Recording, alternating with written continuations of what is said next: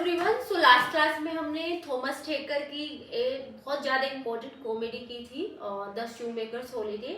So last उसके जो बचे हुए वर्क हैं लास्ट में, उसका सिर्फ आपको टाइटल ध्यान में रखने हैं, क्योंकि कई बार मैच द फॉलोइंग में पूछे गए हैं और किसके साथ लिखा गया है ये भी पूछे गए हैं। क्योंकि थॉमस टेकर है, उसने कोलैबोरेशन में बहुत सारे वर्क लिखे हैं जिनका प्लॉट और जिनकी स्टोरी है वो इम्पोर्टेंट नहीं है, लेकिन सिर्फ नाम और किसके कोलैबोरेशन में लिखा है ये आपको ध्यान में रखने हैं। ठीक है।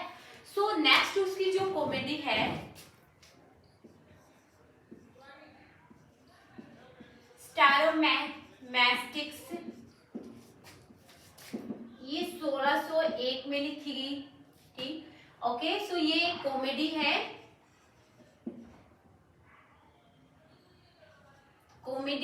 और it is written in the response of Ben Jonson. So Ben Jonson, it is written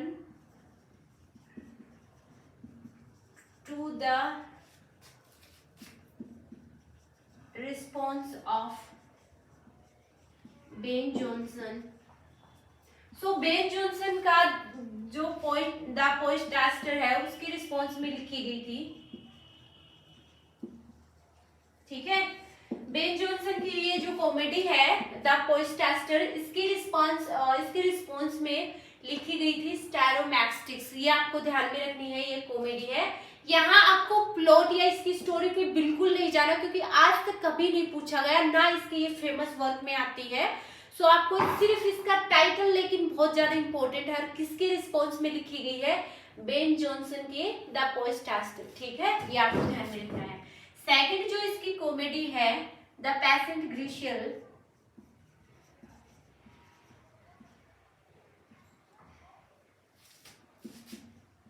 the patient ग्रीशियल, ये इसने कोलैबोरेशन में लिखी है। ये भी एक कॉमेडी है, 1604 में लिखी गई थी, सॉरी 1603 में लिखी गई थी। ओके, ये कॉमेडी है और ये कोलैबोरेशन में लिखी है। कौन कौन से कोलैबोरेशन में, किसके साथ लिखी है, ये आपको ध्यान में रखना है। सो इसमें हेनरी सेटल एंड विलियम हॉगटन। ठीक है, ये दो राइटर हैं जिसके कोलैबोरेशन में, जिसके साथ मिलके थॉमस टेकर ने ये कॉमेडी लिखी है पेसेंट ग्रीशियल। सो यहाँ भी आपको प्लॉट पे नहीं जाना, सिर्फ नाम ध्यान में रखना है और किसके कोलैबोरेशन में लिखी है ये भी आपको ध्यान में रखना है। ठीक है। थर्ड जो इसकी कॉमेडी है द ऑनेस्ट वॉर,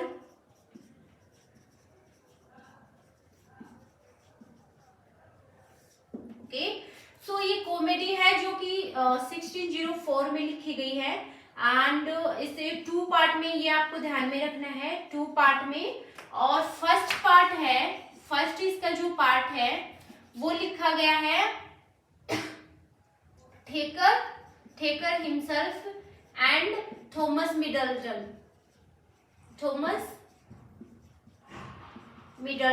इसके साथ लिखा है। एंड सेकंड पार्ट है that is written by Thomas Dekker himself, Dekker ने खुद ने लिखा है पूरा पार्ट। ठीक है, हिमसेल्फ, ये आपको ध्यान में रखना है। Maybe they can ask you second part is written by, okay, of the comedy the honest whore, तो आपको ये ध्यान में रखना है। यहाँ स्टोरी इंपॉर्टेंट नहीं है, लेकिन स्टोरी से भी ज्यादा इंपॉर्टेंट है कि आपको इनके कोलैबोरेशन ध्यान में रखने, किसके साथ लिखा गया है और इनकी जो कॉमेडी है उसका नाम। ठीक है, ये आपको ध्यान में रखना है। नेक्स्ट जो इसकी कॉमेडी है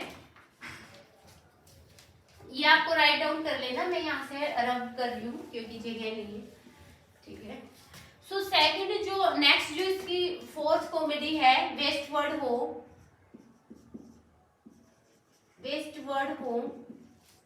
ओके, इट इज रिटन 1604। ये भी एक कॉमेडी है जो कोलैबोरेशन में लिखी थी, कोलैबोरेशन विद, क्योंकि ये बहुत ज्यादा इंपॉर्टेंट है, बहुत बार पूछा जाता है किसकी कोलैबोरेशन में लिखी है। सो ये जॉन वेबस्टर के साथ लिखी है ये कॉमेडी। एंड जो लास्ट है इसकी कॉमेडी, सिर्फ आपको नाम ध्यान में रखना है। एंड लास्ट है वेस्ट वर्ड हो गया। The virgin martyr, just 1 minute में देख लेते हैं क्योंकि बहुत ज्यादा इम्पोर्टेंट। रोरिंग गर्ल है, sorry, roaring girl, the roaring girl. Okay, ये भी कॉमेडी है, ठीक है, कॉमेडी है जो इसने फिलिप मैसेंजर के साथ लिखी है, फिलिप मैसेंजर।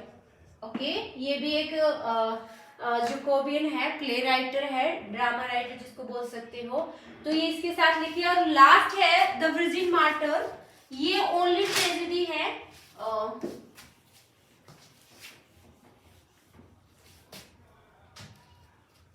लास्ट है, और द वर्जिन मार्टर,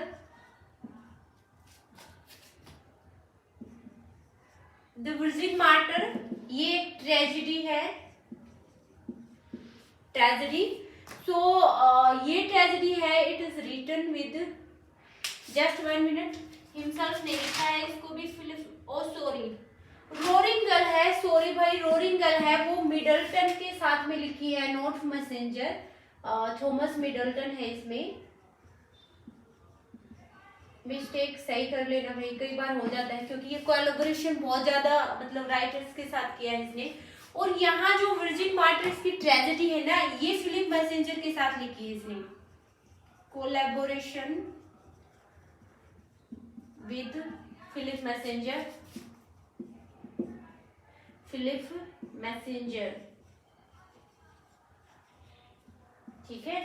सो ये सिर्फ इनका नाम ध्यान में रखना है और आपको कोलैबोरेशन भी ध्यान में रखना है, क्योंकि जैसे थॉमस मिडल्टन मैं आपको करवाऊंगी तो भी ये नाम आएगा द रोरिंग गर्ल, तो इससे अच्छा आप पहले ही सी में कर लो, कहीं भी कर लो, करना तो है ही, लेकिन आपको मेन ध्यान में ये रखना है कि किन किन ने मिलके, किन 2 राइटर या 3 राइटर ने मिलके इस वर्क को कंपोज किया है, ये आपको ध्यान में रखना है, क्योंकि कई बार ऐसे क्वेश्चन पूछे गए हैं, तो ये थोड़े से याद करने में मे भी आप कंफ्यूज हो, लेकिन कई बार पूछा गया है, तो ये सिर्फ इम्पोर्टेंट है। इसके प्लॉट पे बिल्कुल नहीं जाना, ना स्टोरी पे जाना है, सिर्फ स्टोरी का नाम ध्यान में रखना है आपको, और कोलैबोरेशन, ठीक है, और उसका जोनरा याद रखना है कि ये कॉमेडी है या ट्रेजेडी, क्योंकि थॉमस टेकर है, इसने मोस्टली कॉमेडी लिखी है सारी।